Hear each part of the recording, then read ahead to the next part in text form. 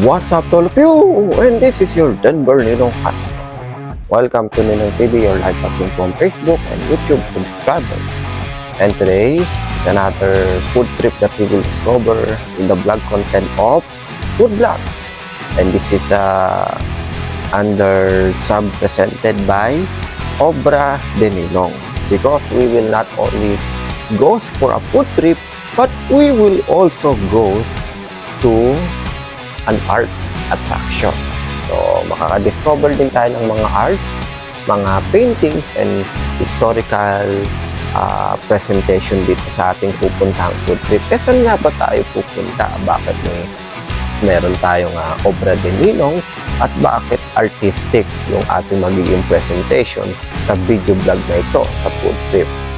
Dahil ngayon, meron tayong special food trip pagtalakay na pupuntahan. At yan ay sa Cabalen. Oh, this is something interesting. At ang title ng vlog natin for today is Unli Foods, Unli Saya dito sa Cabalen. The Fiesta Food Trips. Ayun. So, yung Cabalen is a Filipino dish that inspired by a Filipino food na kung minsan hindi na rin natin maiwasan dahil na rin sa pagpasok ng mga other generation. We are also encountering the other food menu, just like a Chinese food, meron dong pang American food, and meron ding pang any food variation. Pero syempre, that was made in Philippines and originally ingredients for a Filipino food. And for this special episode, madidiscover natin yung ating mga food trip na napunta ng Ninong nyo. Actually, this is not for the first time, but first time to vlog here in our Ninong TV. Because for 2 years, natikman na namin to. And 7 years. Kasi ang huling kain namin dito, 2019. Bago pa pumutok yung pandemic. First time that we eat here is in the 2018. And then 2019, lagi kami dito. Kaya lang naman hindi na nagawa dahil nauna ng pandemic, naging busy na. So, hindi na namin ganong napansin itong favorite family food trip namin, ang Cabalen. But now, I'm luckily going back to our favorite food trip na talagang unli, because this restaurant is unli na uupo ka lang and you can eat anything that you wanted. Bawal nga lang mag-take out kasi ang priority at ang rule talaga is eat all you can and to finish. Eat all you can, eat all you wanted. So, for the first episode, you will discover the only food that your Ninong discover, and discover also some of the artistic design that is nandun sa Cabalen. So, you will check it out in the first slide. Welcome to Cabalen Restaurant. This kind of restaurant we can discover food trip, only foods, and only happiness to all family and friends. We are discovering here the authentic Filipino foods, some of the Asian dishes, and some of the food that is under by other countries. We are now discovering the Cabalen food menu, and when you enter this place, you will discover a historical place, just like you are in the historical of the Philippine culture, of the arts, design, and some of our Filipino tradition with Filipino food as well. As you enter our country, you will discover those of the food. Wow, many foods. Where can I start first? We have those of the dishes, desserts, and the lechon that is most favorable by the people who enter here. With some of the rice, vegetables, desserts, many meats and seafoods that is very nice. And this kind of artistic that we can enjoy while we discover this kind of food trip. Now your Ninong, first time to taste those of this. Kagaya na spaghetti, And pansit na meron si Kabalen. Ito yung pinaka-round 1. Sa likod ko may birthday celebration happening dito sa Kabalen. And now, we will taste the pansit.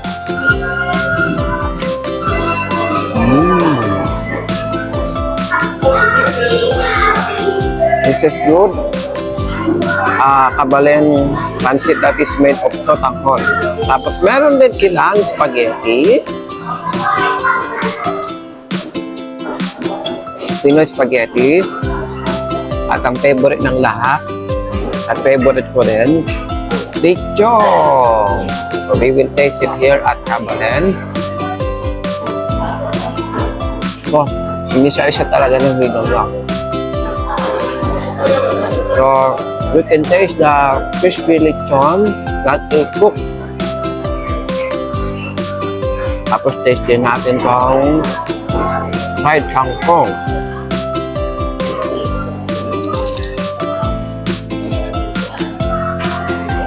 So, you can feel the kangkong in this kind of taste. And lastly, we have chicken. So, ito yung chicken ng Kabalen. Wow, this is interesting. We will feel the good taste and crispy.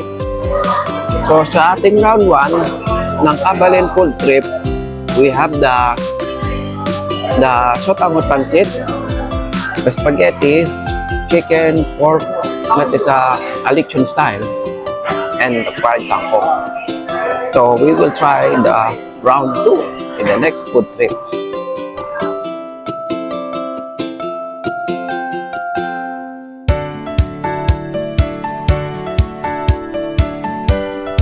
This is the food trip that I taste in Kabalen. You can also make your own DIY halo-halo and some of the desserts here.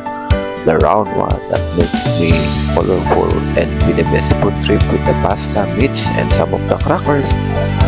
Okay, sa ating round 2 food trip, meron tayong tinatawag na ginataang kahol. It's just like yuzu sauce. And then meron tayong kare-kare. And then meron tayong rice as well. And yung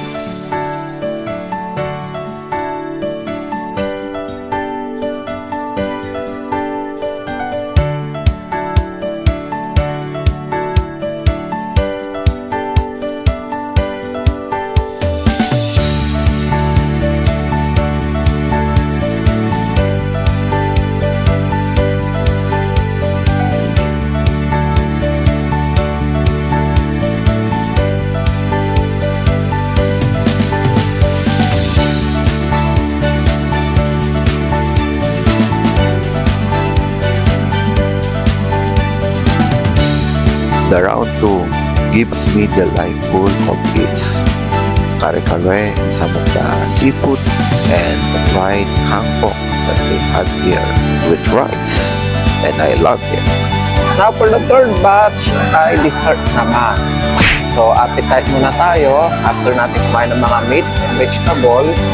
And even itong water ko ay may flavor. Tubig na may halong lemon, na may halong cucumber, diba? Wow! May flavor ang tubig ko, ha? Parang lasang coconut. Sarap ah. Parang may flavor ah. Meron o. Kukubandan. Thank you ah. Thank you. Okay. So ito, ipapakita natin yung dessert natin. Meron tayong watermelon heart puto. Oh, diba? Tapos, papaya. We will taste and we will check it out our dessert here at Cabalen. The Andi Food, Andi Saya dito sa Cabalen, the Fiesta Food Trip.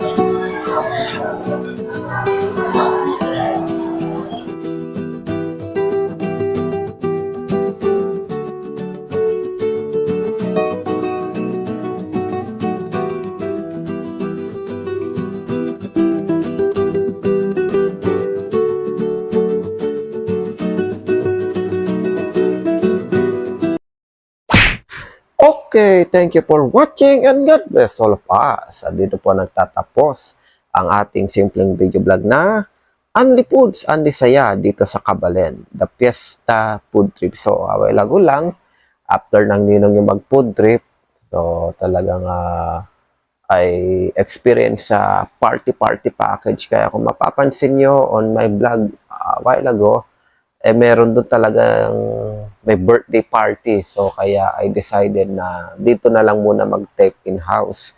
Kasi talagang mala rock and roll talaga yung ating background. Baka hindi tayo magkaintindihan. But anyway, the show is the food trip. Yun naman importante. Busog ka.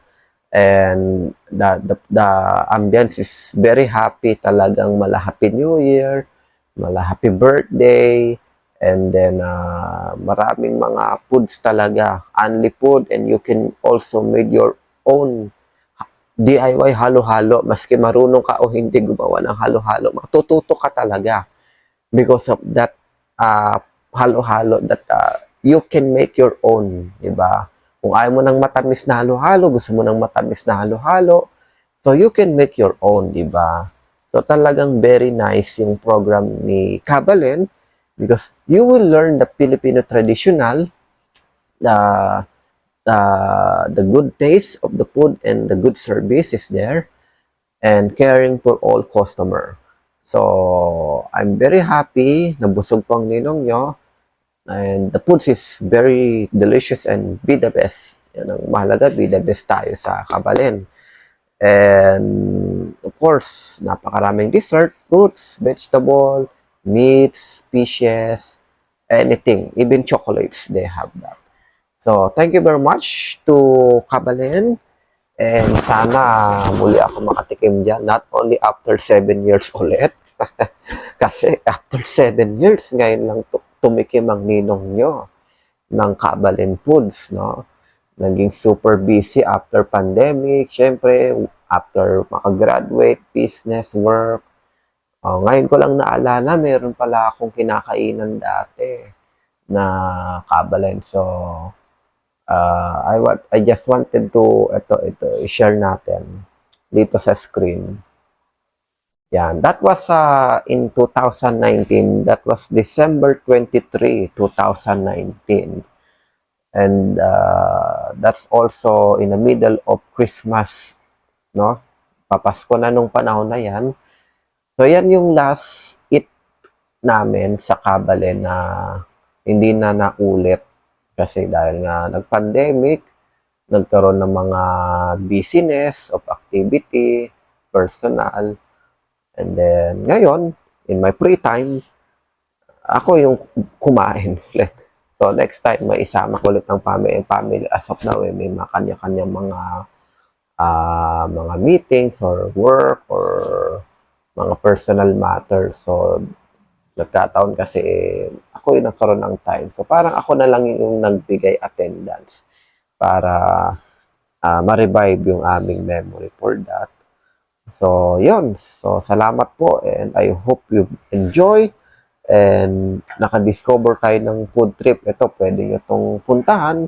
Special date, special food trip with the family and friends. Pagka ilang years kayo naging busy, dito kayo mag-reunion sa Cabalen, diba? So, you may subscribe and watch more for our video blog. Subscribe it in YouTube, Facebook, YouTube, Instagram, TikTok. Search nyo lang Ninong TV, Denver Ninong Castro. And download this video blog for only 115.80 pesos for screen record. So maraming salamat po. And special shout out to Sir Jason Kasama ang kanyang mga kapwa crew, waiter, waitress ng Kabalen Foods. Happy shout out and thank you for supervising me that time. Si Sir Jason yung nag-serve sa akin to give some of the menu and serving. Kung saan ako pwedeng umupo kahit saan, basta makakain.